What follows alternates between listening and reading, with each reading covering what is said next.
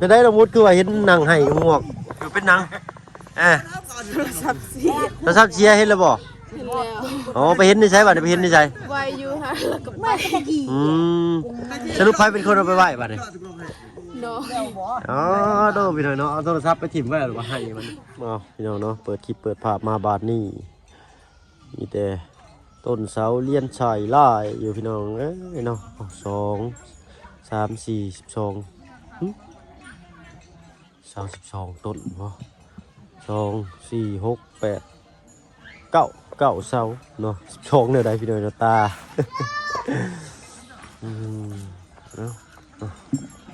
9 ต้นเสาบาทเพิ่นหลังใหญ่พอสมควรอยู่ได้นี่เนาะครั้งเดียวได้พี่น้องเนาะบ่เป็นครั้งคู่ไม่ต่อของตามครบไว้เรียบร้อยเอาเปิดคลิปเปิดภาพมากก็อยู่บ้าน2เงินซานของน้องบุตรสบาตากลมพี่น้องเนาะโอ้โตมาทางนี้พากันโตพี่น้องเนาะบ่ได้เข้ามา2-3 มื้อได้แล้วบ่เพิ่งนี่ก็ได้เนาะเข้ามาอยู่แต่ว่าบ่ได้แวะถ่ายคลิปพอออกไปทางอื่นก่อนเนาะเอามื้อนี้ก่อนสิไปพักไปเช้าก็แวะเข้ามาเบิ่งบ้านเรือน2เงินซานของน้องบุตรสบาตากลมเพิ่นเสา9 ต้นเนาะถ้าได้ก็อันในช่างนี่4 คูณ 5บ่บ้านนี่5 คูณ 7เนาะ7ทั้งแซกพร้อมเลยโอ้ได้น้อยพี่น้องนี่ใหญ่1เสาแล้วก็หน้า18หน้า18หรือหน้า20ด้วยนี่เนาะ18บ่หน้า18พี่น้องเนาะใส่ขนมบุตรสบาตากลมเฮาได้ยังกินมื้อนี้ให้จังไอ้ช่างเพิ่นใช้เปิดเบิ่งดูฮะปั๊บโอ้กุ้งเซ่บ่นี่ฮะโดยต้องหน่อยเนาะกุ้งธรรมชาติทางพ่อน้องบุตรสบายดีเด้อทุกพ่อเด้อโดยหัวอายะนี่ได้สั่นเนาะจักพี่อายะนี่น้องบุตรรู้จักอยู่บ่ขอโทษเด้ออายะจักพี่แล้วจ้ะอันเด้อเสียชิดก็มาไหมน่าจะรักแต่ไปตาตาดโอ้มันยังเด้บานนี่เนาะตารักขมอตารักชัยมาเนื้อใดก็บูชักก็แต่ปีตาตาเลยล่ะน่าโยก็ตายตาทานพลักทานพลังหรือเป็นชื่อพี่น้องน้องบ่หึงบ่เข้าใจเขาเนาะยังเอาเนาะแต่ทางพี่น้องทางศรีสะเกษหรือว่าพี่น้องศรีสะเกษนี่สิฟังเข้าใจอยู่เนาะจะได้ละมุดคือว่าเห็นหนังให้งวกอยู่เป็นหนังโทรศัพท์เสียเราทราบเชียร์เห็นแล้วบ่อ๋อไปเห็นนี่ใช่ป่ะไปเห็นนี่ใช่ไวอยู่ฮะแล้วก็ไปสรุปใครเป็นคนเอาไปไหว้บัดนี้เนาะอ๋อโดพี่หน่อยเนาะเอาโทรศัพท์ไปถิ่มไว้หรือว่าให้มันเป็นได้กูมูซึกเป็นยังคือจะว่าให้น้องตอนน่ะเสียดายบ่ลืมอะไรโดยเสียดายทุกคนเลยพี่น้องเนาะของที่เขาเคยใส่นี่เขาเชียร์ไปมันก็เสียดายได้เอาบัตรอันนี้มียังสารน้องบุตรบอลพักบอลเช้าของทุกห่อบ่อีกกระตูบเลี้ยวหรือบ่ยังเนี่ยเนาะ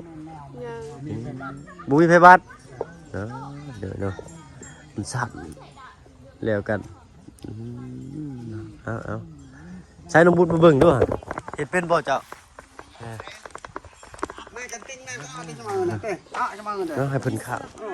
ผมมีเชือกมัดซื้อเนาะเชือกฟางบ่มีขายบ่ในหั่นเด้อะไรนำมัดก็ได้เด้อหญ้านะหญ้าบ่คนอื่นยังก็วายบ่ฮะมันวายตอกกันแหละของดีเลยพี่หน่อยเนาะเอาก่อน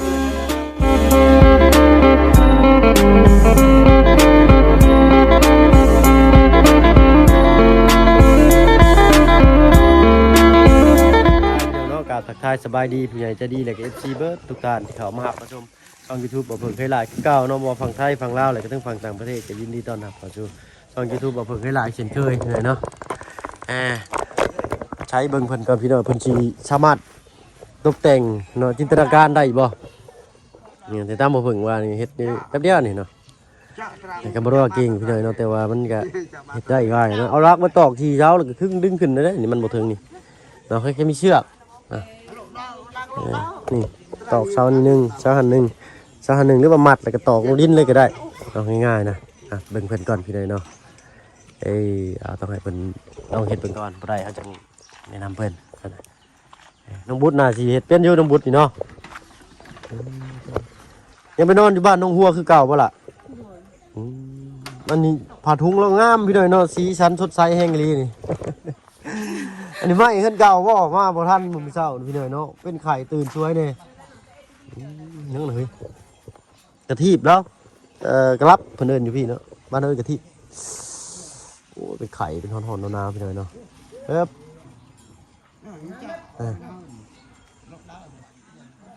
โอ้ไม่เฮือนเก่าแล้วกองเกินเทินๆอยู่นี่เนาะว่ามื้อเช้านี่ทั้งลุงจันทร์เพิ่นเห็นยังน้องคือว่าเห็นเผ็ดเม็ดบักใหญ่สำนิ้วโป้งมือบ่ของแท้เนาะพาเด้เอามาถิ่มไว้เนาะมีตู้บนกระบุหูอายุจักปีพี่หน่อยเนาะอาจจะประมาณ8-90พุ่นละเราจะเห็ดได้เลยมาได้ดงบุญเลย เจาะตรงไหน ต้นตะปูมาตอกใช่ไหมนั่นแล้วก็มัดเลยบันละ เจาะตรงลวงที่ไม่กลางจริงเจ้าเจาะตรงลวง อดเอาก่อนเนาะน้องมาเพิ่งก็อยากเอาพระบัตรไม่เพิ่นอยู่นี่เนาะนี่แหละคำกำแก้วนี่แหละเนาะมันจำเป็นหลายได้ตัวนี้ก็ได้เนาะทั้งเถื่อทั้งว่าบุญทั้งอาจารย์ลาวทั้งลุงจันทร์เพิ่นสิถือเข้ามานั่งกับประจักษ์เนาะเพราะว่าเพิ่นทางลุงจันทร์คือว่าเห็นเพิ่นไปส่งน้องจันทร์ไปเบี้ยงบ่น้องบุตร โดย เพิ่นมาบอกเจ้าเลยบ่ว่าเราไปเบี้ยงน่ะมันบ่อยู่น้องนี่นะจะต้องตอกลงตอกชดินน่ะเราไม่ได้ตอกชดินมีตะปูอันโนชื่อ เชือกบ่มีบ่นี่เนาะ เบื่อเห็นไม่ได้เดินทาง แนมหายังกับพ่อพี่หน่อยเนาะเสือกฟางม้วนเลยเรามีขายบ่เสือกฟางอะไรยังเงินให้ไปซื้อไปมามัดเอาไปอยู่นอกบ้านพุ่นต้องพี่หน่อยเนาะข้างในเป็นสิขายแต่เป็นพวกเครื่องอยู่เครื่องกินเล็กๆน้อยๆนะเนี่ยมาเสือกสิใส่กับมีเนาะแนวกันพี่หน่อยเนาะก็ได้นะมาตอกเนาะเบิ่งกันพี่หน่อยเนาะสิเอาสิเฮ็ดได้บ่ได้เยอะหนุ่มวิทย์เราเก่งหนุ่มบุญพี่หน่อยเนาะมื้อนี้มีไผเข้ามาเลยล่ะ เราจำเลยกับบาบุญสารวัตรเลยกับบาลา เนยเพิ่นเข้ามาเลยเนาะ โดยแล้วก็มีทีมอะไร พระอาจารย์บ่ โดยมีอาจารย์มาแจก เลย พระอาจารย์มาจากฝั่งไทยพี่หน่อยเนาะเพิ่นเอารถส่วนตัวมาสันซะแต่ว่าเพิ่นบ่ได้ถามว่าเพิ่นเป็นเจ้าอาวาสวัดใดได้พี่หน่อยเนาะจังหวัดใดบ่ได้ถามเลยว่าเพิ่นก็ได้เห็นเพิ่นอยู่เพื่อนแม่น้องเชอเนาะเพิ่นผ่านออกมาพอดีเพิ่นเอิ้นถามมานิมนต์เพิ่นนะว่าไงซะเนาะ โอ้ยปืนอัพแล้วแต่ก็ก็ไว้ก็จะปั๊มลง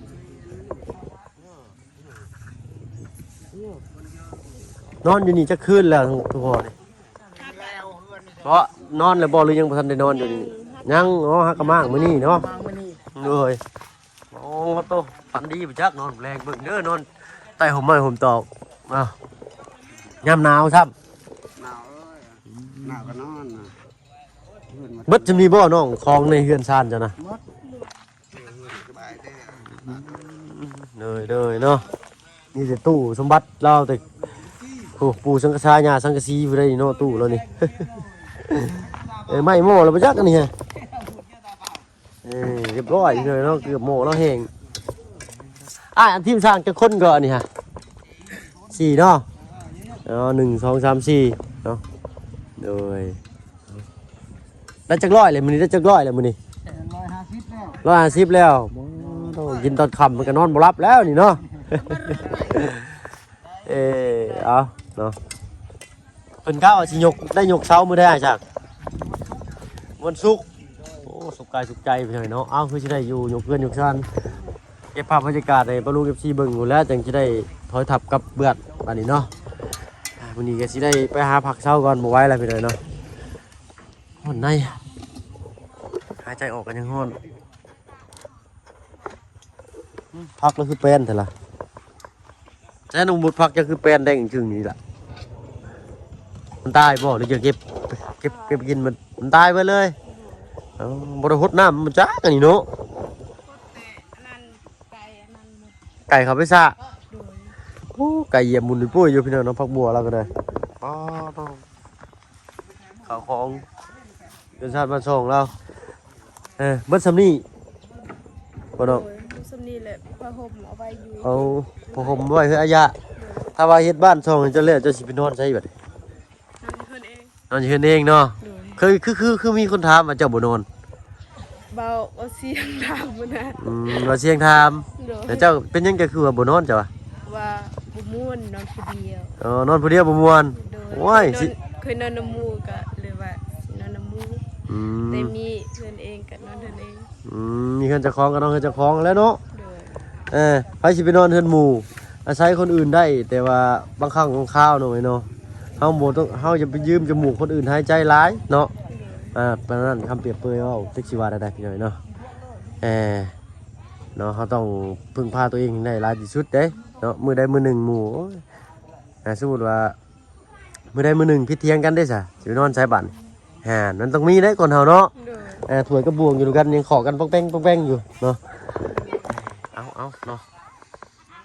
มื้อนี้ได้ย่อข้าวช้างก็ยังย่อข้าวช้างเด้อเพิ่นกินเฮือนเพิ่นเอง มื้อนี้อันนั้นเบาจันซื้อมาปิ้งไก่แล้วก็อันนั้นผักสุกผักมีส้มบ่ อ๋อสมพักบัว ส้มผักแล้วก็ ด้วย อันนั้น อ่ะ ปิ้งครับ ปิ่งตับน้ำโอ้เนี่ยแซ่บตัวหาเนาะตั้งทุกพ่อจะได้อายุจักปีซะละ ได้ละประมาณ60 บาท 60ปลายไผไปสอนกุ้งมานี่ หักกระมือที่ซ่า ก็มาได้สอนกุ้งโอ้โหเนาะผมเปียกตอดยอดเราก็ได้อันนี้มันยังนี่สวิงตักปลาบ่ โบ นี่ยังซะเนาะ นี่ แม่น แม่น ๆ ตักปลาใหญ่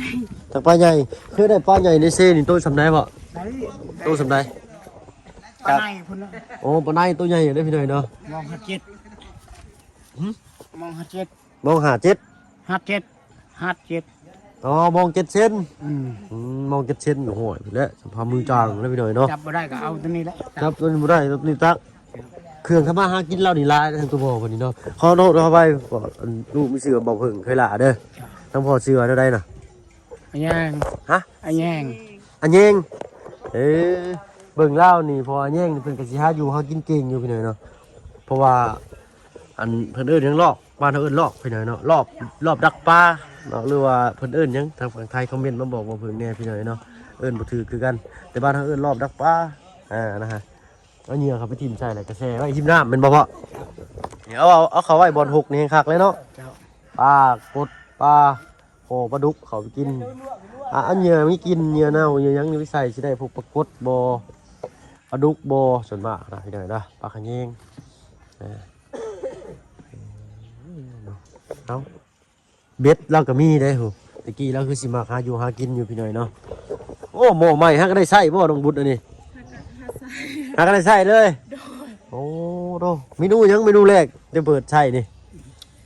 ทอดปลา ทอดปลา โดย ทอดเชี่ยวเพิ่นเด้อ โดยเสีย เสียเด้อพี่น้องเด้อเนาะปลากระป๋องกับเสียร่องของเราใช้กระติกพุ่นเนาะล่างไว้เด้อน้องเด้อเผื่อว่าสร้างเพิ่นอยากใส่น้ำก้อนไว้กินน้ำเย็น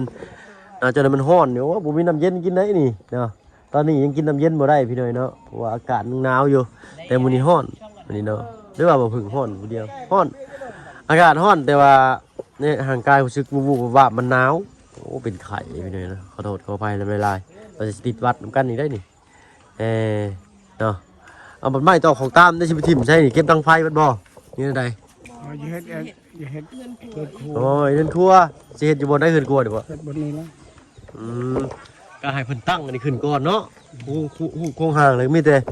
เก็บไว้เป็นที่เป็นทางมันเป็นดินเจ้าเองบ่นี่เรียกว่าเป็นดินนั่น ดิน ของเพิ่น ดินของพ่อเอง ของดินของเจ้าเองเนาะโดยยันว่า เฉพาะวันนี้ เลยกว้างพ่อกว้างบ่สำเป็นเทือนนี่เลยเนาะยันว่าไปปลูกไปสร้างบ่อนดินดอนต้นหญ้าเพิ่นแหละภายภาคหน้ามันสิยากอะนะเอาเพิ่นก็สิ ดิน เบิ่ง เข้า ข้าง มี ในแล้วล่ะ เงินคนมีเงินบ่ได้บ่บุก เลยหาเพิ่นเจ็ดเพิ่นแซกพร้อมไปเลยเนาะราคาเท่าไหร่ก็เพิ่นว่า22ล้านบ่ ชอ 22ล้านไปเลยเนาะแต่ราคาประมาณนี้ 20 ล้าน22 ล้านเนาะเดี๋ยวเคยเฮ็ดผ่านมาบ้านน้องไส้ขอโทษขออภัยบ้านน้องไม้น้องไทยเนาะลูกชมเดียวกันนั่นแหละแกก็22 ล้านเนาะสั่งแหละเนาะดีใจบ่ล่ะสิได้อยู่เฮือนงามเลยบัดนี้ ดีใจ เจ้าว่าสิงามบ่เฮือนนี่ งาม งามเนาะงามคือคนโลดแล้วเนาะ เจ้างามเพื่อนก็สิงามเนาะรุ่นเบิ่งพี่น้อยเนาะว่าสิออกมารูปลักษณะเป็นแบบใดรุ่นเบิ่งนำกันตื่มอีกพี่น้อยเนาะทางลุงจันทร์เพิ่นยังไปส่งทางน้องหัวกับน้องจันแล้วก็มีไผอีกคนหนึ่งเนาะ เอ้าน้องหัวกับเพชรอยู่ บ่น้องหัวไปส่งน้องเพิ่นสิชื่อว่ามีคนหนึ่งเนาะ น้อง ฮะ น้องหัก น้องหักบ่ โดย อื ตัวน้อย โดยแม่นจันแม่นเนาะเพิ่นบ่ฮู้พี่น้อยเนาะหลังจากเรียกเวียกเรียกงานบ่เพิ่นก็บ่ได้ค่อยเข้ามาแถวนี้เด้พี่น้อยเข้ามาอยู่เข้ามาน้ำหมู่น้ำคูเนาะมาเบิ่งซีมาถ่ายTikTok เนาะมาเล็กๆน้อยๆแต่ว่าบ่ได้แบบเข้ามาแบบอยู่เลยนะมีแต่สิออกไปทางอื่นคือกันแล้วอายก็ได้เด้อ เดี๋ยว เนาะมีแต่เบิ่งเนี่ยยามอยู่ยามนอนผ้าห่มผ้าปูดิเถอะเอาตัวนี้ เอาไว้อยู่ใน เบิ่งเด้อนี่สอบข้าวนี่ไก่มากินได้เนาะนึ่งข้าวนึ่งน้ำก็เฮ็ดอยู่นี่คือเก่าเนาะน้ำอยู่น้ำกินได้ซะเนาะ พ่อน้องพี่เจ้า ขอเด้อข้างเฮือนพี่น้องจะบ่น้องเฮือนหลัง พี่ น่ะ โน่ เอาจัดพี่น้องขอกันบ่เป็นยังไงเนาะเอามีแต่คันว่าได้กันมีแต่เก็บไม้ได้เป็นหม่องเป็นทีเนาะเบิ่งเด้เขาไปเหยียบเล็กกระปูมีสนิมนี่ อื่นพอจะเมียน โดยเอาบ่ได้พาวพอยเด้อแล้วสุดแล้วแต่เจ้าจะไว้ตอนใดก็บ่เป็นหยังเนาะทั้งพวกลูกก็มีแต่หน้าที่เข้ามาเป็นสะพานบุญให้เพิ่นนี่แหละคือเบิ่งแยงเนาะสร้างเพิ่นเฮ็ดหยังเพิ่นขาดเรือหยังซื้ออุปกรณ์เนาะแต่ถ้าว่าเพิ่นมีหยังชมทบเพิ่นอยู่พี่น้อยเนาะมีแต่นี่แหละมาเก็บภาพบรรยากาศเพิ่มเติมให้ปลุง FC ได้เบิ่งนำกันเนาะเอ้ากระซั่นลูกสิไปบ่อื่นกันเด้อซั่นเด้อเนาะก็นั่นเกือบขาดอีกนี่ฮะ โดยสบายดีเนาะเอาโดยเนาะไปก่อนเนาะเบิ่งแล้วบ่อนอยู่บ่อนเช่าพอจะเด้อ เพิ่งมากินข้าวกันบ่ โอ้ดีใจหลายเนาะขอบใจได้เจ้ากินแรงเนาะอ้ายกินยังบ่ได้ยังบ่ได้กินข้าวเช้าอยู่เพราะว่ามันปากมันจืดเลยนี่ตอนเนี้ยหายใจก็รู้สึกว่าร้อนๆในจมูกเอาไปก่อนเด้อเนาะโดยสบายดีดิโดยเอาเพิ่นขุดเสาอยู่พี่เลยเนาะตั้งระดับน้ำ